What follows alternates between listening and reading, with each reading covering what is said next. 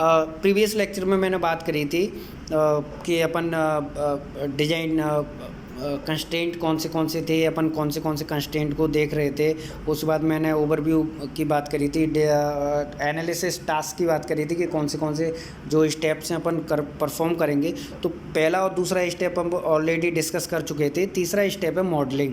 ठीक है, तो मॉडलिंग की जब बात करें तो मॉडलिंग में बेसिकली बिहेवियरल मॉडलिंग, यानी कि जो मैंने बताया यह डायग्राम है, ठीक है, डेटा फ्लो डायग्राम है, कंटेक्स्ट डायग्राम है और कंट्रोल फ्लो डायग्राम है। इन चीज़ों को अपन मॉडलिंग करेंगे। जैसे लिखा भी है कि during this task the analyst creates one और मोर मॉडल्स ऑफ द सिस्टम। ठीक है, जो टेक्निकल एनालिस्ट है वो क्या करेगा, एक से ज़्यादा या एक मॉडल्स सॉफ्टवेयर के जो सिस्टम के मॉडल्स हैं उनको तैयार करेगा। और model presents an abstract description of the system. ठीक है, जो मॉडल प्रेजेंट करेंगे क्या, एब्स्ट्रैक्शन डिस्क्रिप्शन देंगे, डिस्क्रिप्शन ऑफ द सिस्टम का देंगे, एब्स्ट्रैक्ट वे में देंगे। जैसे कि अगर मैं डेटा फ्लो डायग्राम की बात कर रहा हूँ तो डेटा फ्लो डायग्राम में बेसिकली अपन क्या करते हैं कि एक कॉन्टेक्स्ट डायग्राम की बात करें, जो लेवल 0 की बात करें तो लेवल 0 में अपन को क्या पता चलता है, लेवल 0 में ये पता चलता है कि इंटरफेस एक तरीके से बनाया जा रहा है। ठीक है, बाउंड्री बनाई जा रही है बिटवीन यूजर एंड सिस्टम। ठीक है, तो वही चीज़ मॉडलिंग अपन इसी में बिहेवियरल मॉडलिंग या डायग्राम वगैरह के एंटिटीज़ के बीच में रिलेशन क्या होगा, फ्लो ऑफ डेटा क्या होगा, कंट्रोल फ्लो क्या होगा, ओवरऑल वो चीज़ है। ठीक है, तो control flow basically behavioural modelling में कि किस तरीके से सॉफ्टवेयर काम कर रहा है, ये अपन कंट्रोल फ्लो में देखेंगे। ओवरऑल कंट्रोलिंग की बात कर रहे हैं, यानी कि सॉफ्टवेयर के बिहेवियर की बात कर रहे हैं। These models also act as a bridge.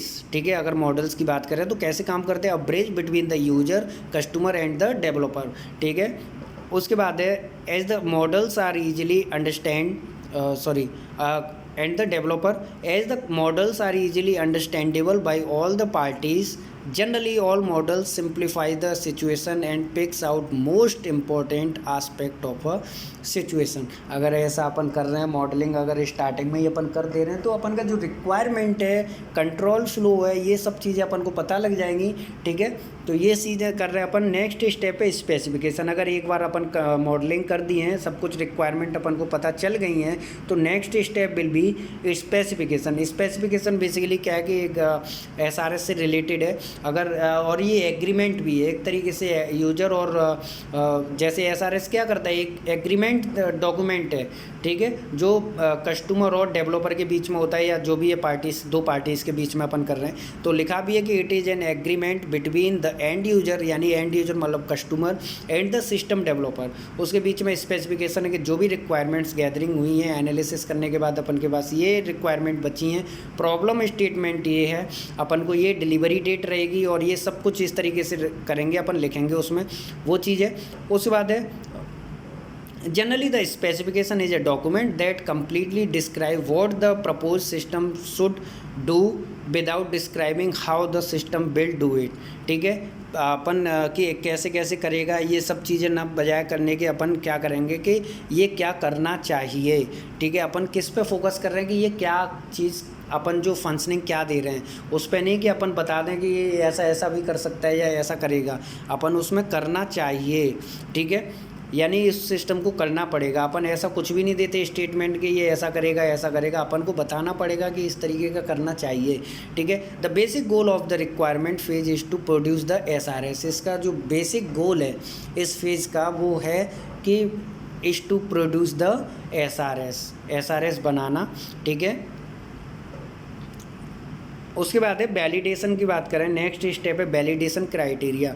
Once basic information, functions, performance, behaviour and interfaces are described. अगर एक बार इस तरह की चीज़ें अपन को पता लग गई, सब कुछ अपन के पता चल गया है, तो validation criteria are specified to demonstrate understanding of the successful software implementation.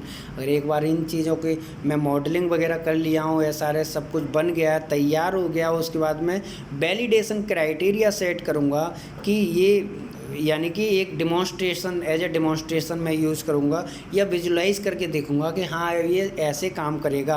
अगर ऐसे काम नहीं करेगा तो अपन को फिर क्या करना पड़ेगा, उसमें रिफाइनिंग करें या कुछ भी करें, जो भी करना चाह रहे हैं अपन को करना पड़ेगा। ठीक है, तो वैलिडेशन क्राइटेरिया में यही एक बार दोबारा बता देता हूँ कि वंस बेसिक इन्फॉर्मेशन यानी रिक्वायरमेंट्स, फंक्शंस, परफॉर्मेंस कैसी है, behaviour and interfaces are described, अगर एक बार मॉडलिंग वगैरह ये सब चीज़ें अपन कर दिए हैं तो validation criteria are specified to demonstrate understanding. ठीक है, यानी कि ये क्राइटेरिया सेट करेंगे कि अब ये ऐसे काम करेगा, ठीक है, या करना चाहिए। ठीक है, understanding of a successful software implementation की अपन को ये अपन बना रहे हैं और जो बनाने के बाद अपन को ऐसा कुछ काम करेगा ये।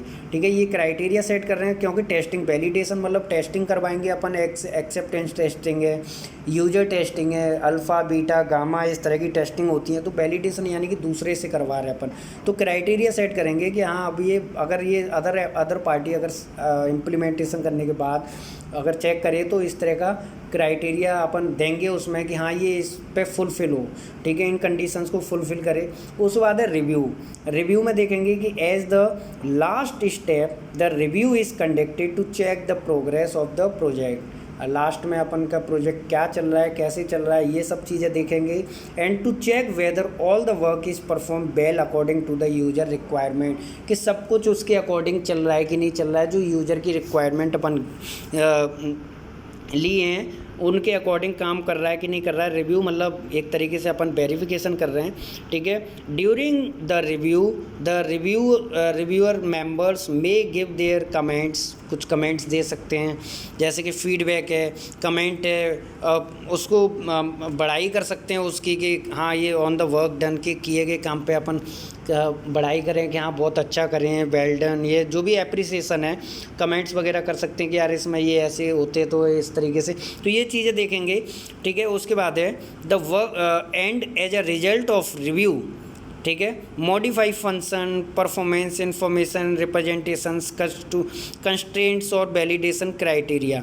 ठीक है, तो जो रिव्यू के बेसिस पे अपन क्या क्या कर रहे हैं, modify functions, performance, information, representation और ये सब चीज़ें अपन कर रहे हैं। तो ये एनालिसिस टास्क के बेसिकली अंदर अपन ने देखा कि एनालिसिस टास्क में अपन ने जो सिस्टम एनालिस्ट है वो एक तरीके से प्रॉब्लम स्टेटमेंट को रीड करेंगे और उसके बारे में बिहेवियर उसका कैसे काम करेगा, किस तरीके से रिक्वायरमेंट अपन ये सब चीज़ें देखेंगे।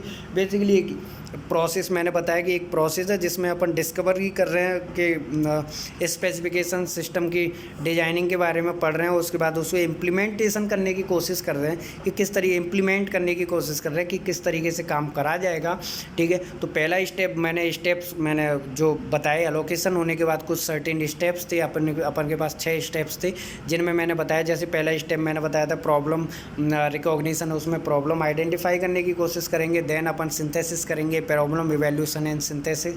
थर्ड स्टेप मैंने आप लोगों को बताया था कि मॉडलिंग करेंगे, देन मैंने आपको बताया कि रिव्यू वगैरह करेंगे, उसका स्पेसिफिकेशन देंगे, फिर वैलिडेशन और ये लास्ट वाला जो मैंने बताया आपको कि रिव्यू करेंगे। ठीक है, तो आई होप कि सारी चीज़ें क्लियर होंगी। Thank you.